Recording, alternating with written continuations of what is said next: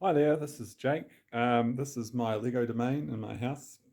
And this wall unit I've had for a few years, but it doesn't have lights in it, and especially at night, it's really too dark to see the models. So I am going to put LED strip lights into it and fix that problem. So I'll show you how I do it as I go. Cheers. So here's some models that I've lit up with LED strips before, but you can see the problem, especially on the top layer. The LEDs appear as really bright spots. So I don't want bright spots under all my shelves.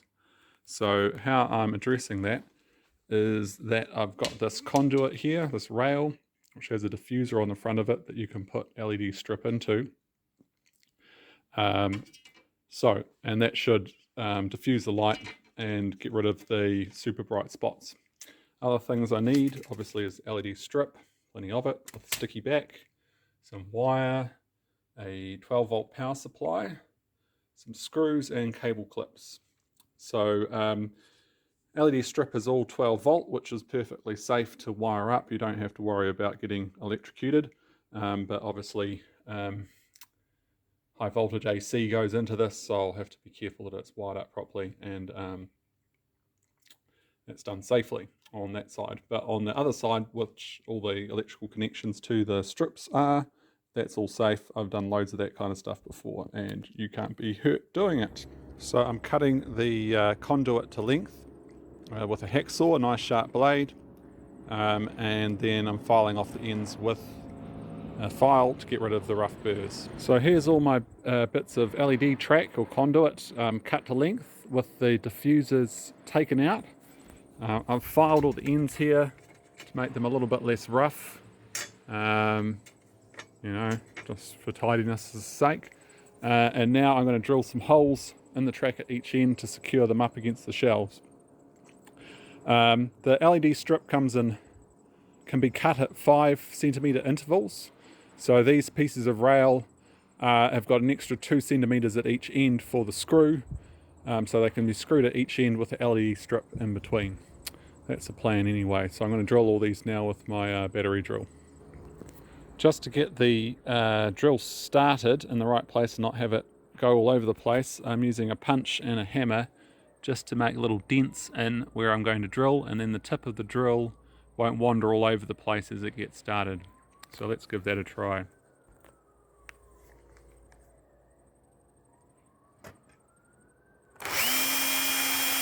And I'm all done with the drilling. As you can see here, a nice set of holes at each end. It just occurs to me that I could just stick these up with double-sided tape, which would probably be a bit easier because I won't have to assemble the lights in the actual space. I could make them up first and then stick them up with the wires already trailing out. But too late now, I'm committed. This is certainly a robust approach, but I think double-sided tape will work just as well. Okay, so I've just worked out all of my wire runs by doing a little sketch plan, measuring up and figuring where all the cords are going to run back to. So they're going to run down here to a wiring point here. This side is going to go down, all the wires are going to go down behind this upstand here, wire back to here. Then I'm going to use this wiring block, chopped up of course, with a bit at this end, a bit at this end, to bring all those wire connections together, and then somewhere in here will be the power supply. So I'll just bring it back from there and there. So that's the plan, lots of measuring to do. So anyway, my brain hurts, but that's done now. Okay, so I'm ready to start doing some soldering.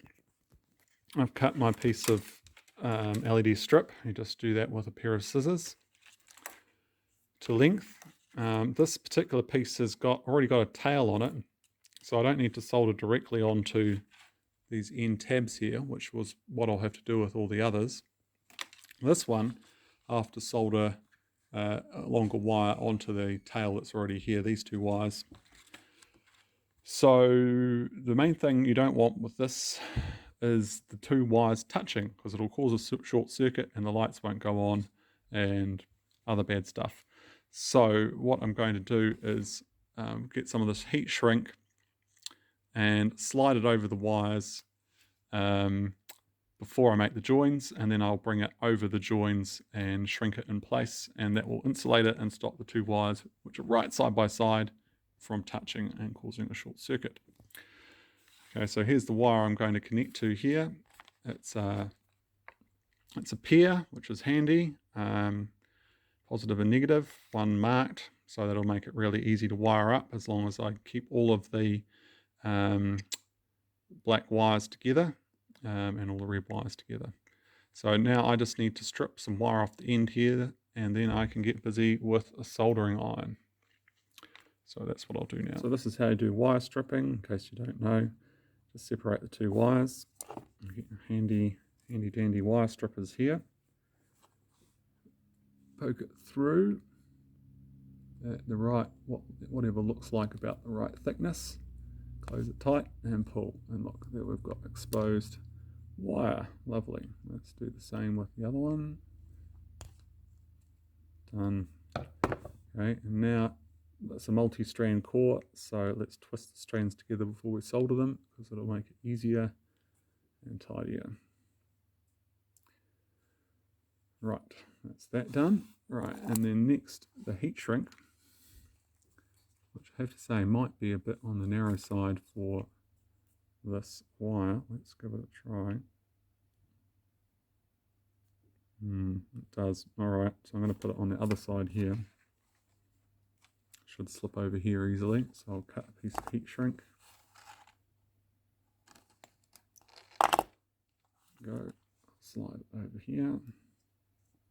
Later, you want it far away so it doesn't get any of the heat from the soldering iron, because otherwise it'll shrink before you want it to shrink and get stuck in place, which is extremely annoying.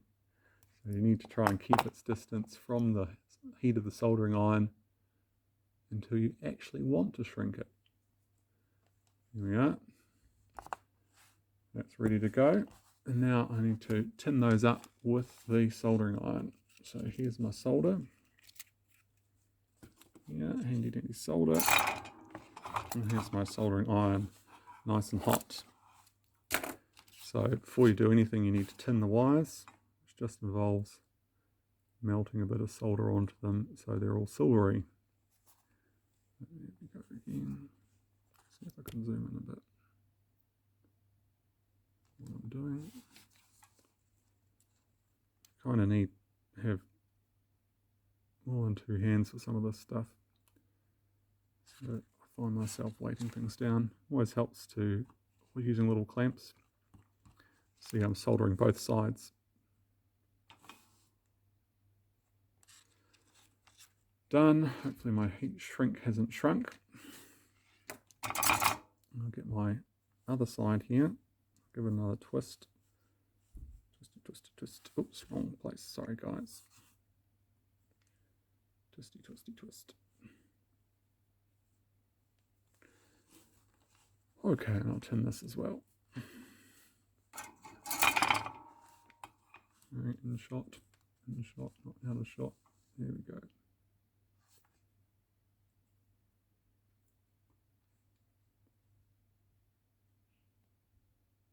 See how they've gone all silver? That's what you want.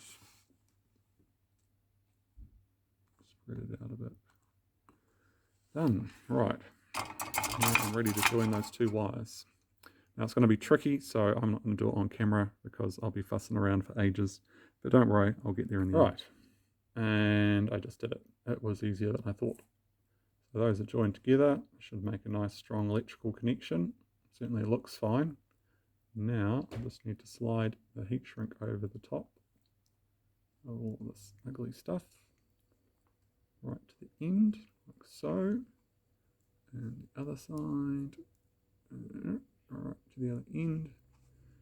Cover it up. And then you're supposed to use a heat gun for this, but actually a soldering iron works just fine because of course the soldering iron is nice and hot. And so we just rub it against here and the heat shrink shrinks back. Done. Okay, now I'm on to my next strip. This one's a bit different to the other because it doesn't have a tail already soldered onto it. So what I need to do is connect the wires directly onto these terminals here. Black on the negative, red on the positive. So, but first I have to tin them. It involves getting a little spot solder on each. See, it only takes a second if your soldering iron is nice and hot. And then I've got my two wires here, which I need to connect on. So let me get the wires around the right way. Coming from this side, like this, with the black one there and the red one down here. Actually, those tips don't look very sharp, so I'm going to just chop them off a bit. There we are, chop them off a bit. Sorry, I'm having trouble knowing where to look with this filming business. Normally there's not a camera involved. Right, anyway, here we are. Now the trick is holding everything in place while you make the connection. You have to hold the wire down where it's supposed to go. And hold your soldering iron. That's why sometimes you feel like you need 3 hands. And we're back. You can see that those two wires are now nicely soldered on. They're close together, but they're not touching. We just have to make sure that when it's installed, the twisting of the wires, at right angles, for example, doesn't make those two wires touch together, or we will have a short circuit, and we don't want that. Right, now I have soldered up wires to all of my 10 strips that I'm going to be installing.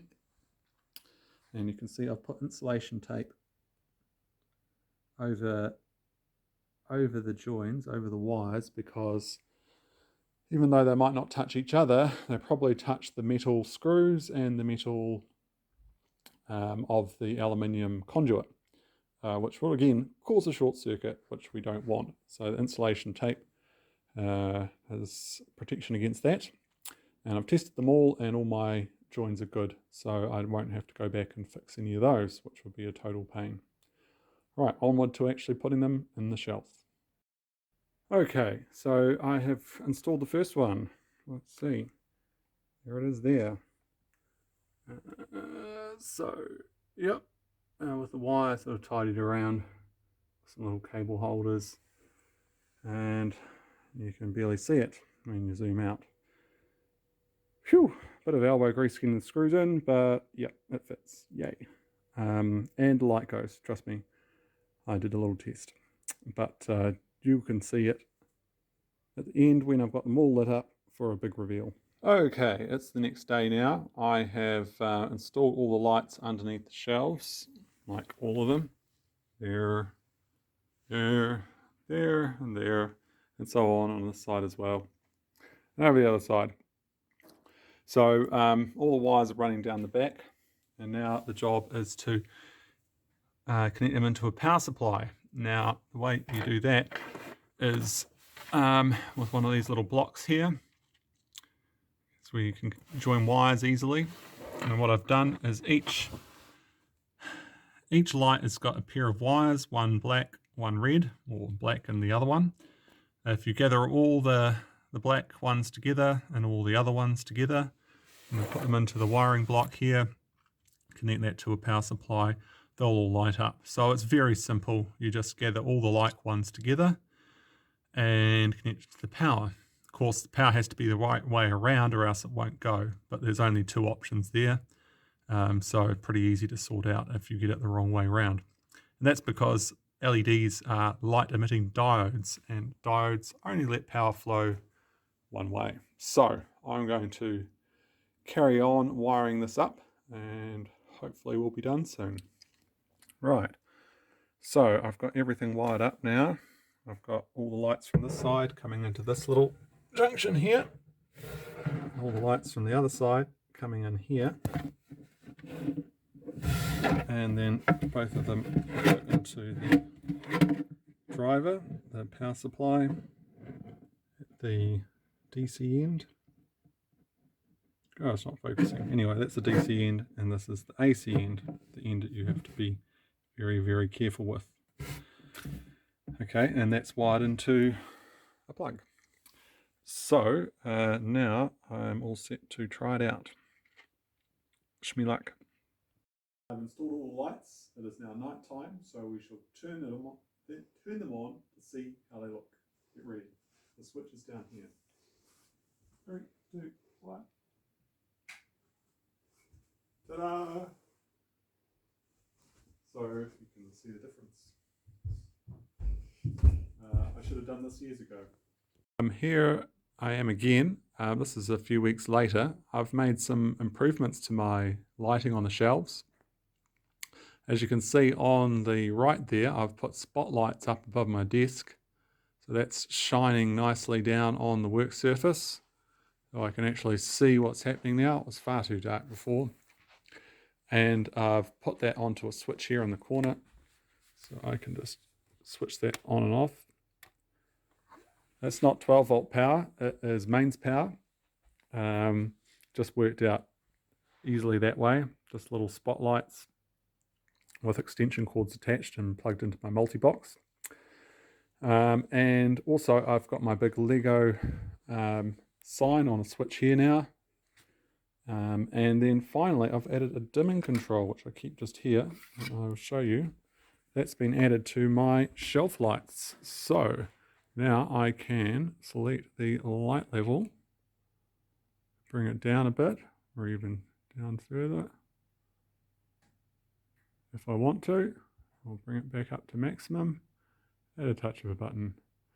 So that's very handy, and it saves me having to grovel underneath the shelves to reach that switch like you saw earlier. So yes, mission accomplished. My lights are done. Yeah, I'm very pleased with it. And like I said before, I should have done it years ago. So pretty easy to do. I hope this is useful and you're able to do something similar yourself. Cheers.